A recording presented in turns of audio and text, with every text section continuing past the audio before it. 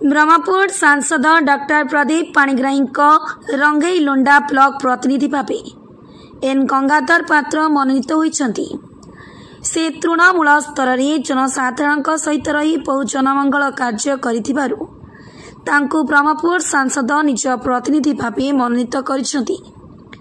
N Gangadhar और तांको समर्थक मिसी रंगई लुंडा ब्लॉक पीडीओ को साक्षात्कार करने सहित सांसदों प्रतिनिधि भाव आज दायित्व ग्रहण करिसेंती। मु एन गंगाधर पात्र ब्रह्मपुर सांसद श्री प्रदीप पाणिग्राही मोर कार्यकलाप देखी मते रंगलुंडा ब्लॉक प्रतिनिधि भाव मते मनोनीत करिसेंती। तेणुकरी तांके पाखरे मोर नम नम आउ तांकर आदेश नहीं जनसाधारण कार्य सफल करी बोली मु आशा करुच्ची। आउ सब लोकंर सांगे रही लोकों सांगे ही काम करी बोली मु आशा करी। असित शतपथी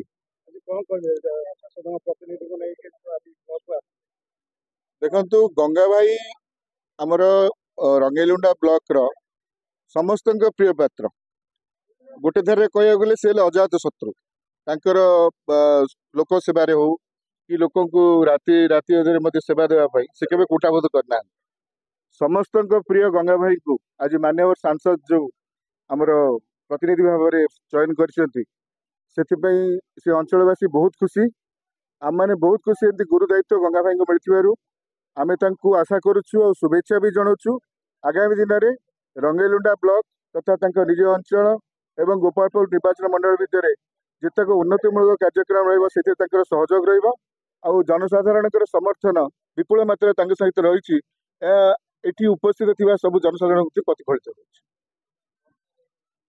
ब्रह्मपुर लड्डू किशोर पात्र रिपोर्ट आईजेपी न्यूज।